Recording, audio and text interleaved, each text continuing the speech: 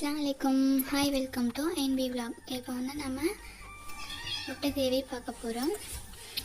5 முட்டை நம்ம வந்து நல்லா அலசிட்டு தண்ணி ஊற்றி உப்பு போட்டு வேக வச்சுக்கலாம் உப்பு போட்டோம்னா வந்து முட்டை வந்து உடையாது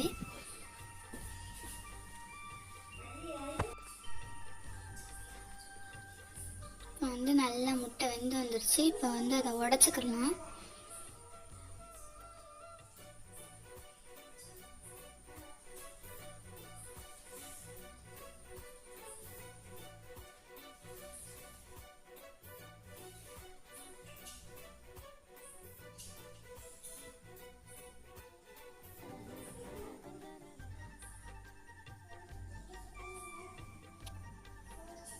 நல்லா உடச்சி எடுத்தாச்சு இப்போ லைட்டாக நல்லா தண்ணி ஊற்றி அலசிக்கலாம்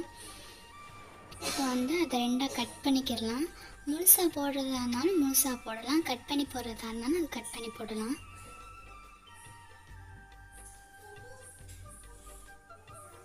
நாங்கள் வந்து கட் பண்ணி சேர்த்துக்கிட்டோம் இப்போ வந்து கொத்தமல்லியை வந்து நம்ம சின்ன சின்னதாக நறுக்கி வச்சுக்கலாம் பெரிய வெங்காயமாக இருந்தால் 2 எடுத்துக்கிறோங்க சின்ன வெங்காயமாக இருந்தால் 4 எடுத்துக்கிறோங்க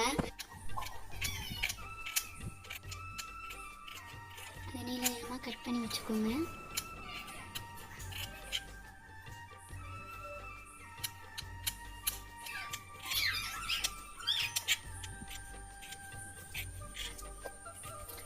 தக்காளியும் பெருசாக இருந்தால் 2 எடுத்துக்கிறோங்க சிறுசாக இருந்தால் ஒரு 3 எடுத்துக்கிறோங்க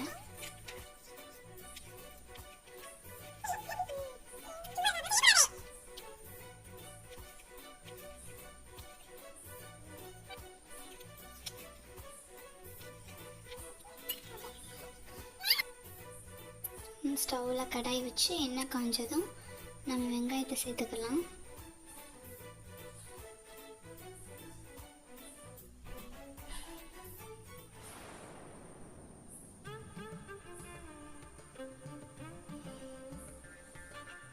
நம்ம கிண்டி விட்டுக்குருவோம்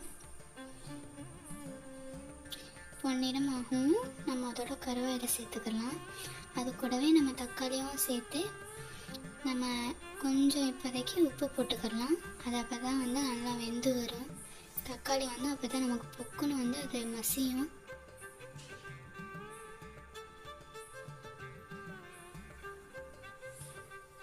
பாருங்கள் நல்லா வெந்துருச்சு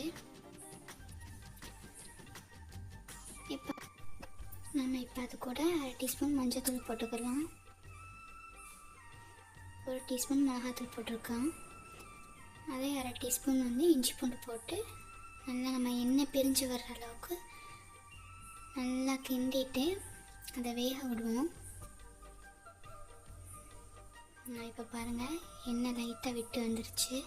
இப்போ அது கூட நம்ம 1 கிளாஸ் தண்ணி சேர்த்துக்கலாம் பாருங்கள் மூடி போட்டு லைட்டாக மூடி வைங்க அதை நல்லா கொதித்து இது மாதிரி எண்ணெய் பிரிஞ்சு வருவோம் முட்டையை நம்ம அது கூட ஆட் பண்ணிக்கலாம் லைட்டாக ஒரு பெரட்டி விடுங்க ரொம்ப கிண்டிடாதீங்க முட்டை கலண்டுரும் இப்போ அது மாதிரி க்ளோஸ் பண்ணி வச்சு ஒரு நிமிஷம் ஆகும் இப்போ பாருங்கள் லைட்டாக எண்ணெயெல்லாம் பிரிஞ்சு நல்லா வந்திருக்கு இப்போ அது கூட கொத்தமல்லியை நம்ம சேர்த்து அடுப்பு ஆஃப் பண்ணிக்கலாம் இப்போ பாருங்கள் முட்டை கிரேவி ரெடி ஆகிட்டு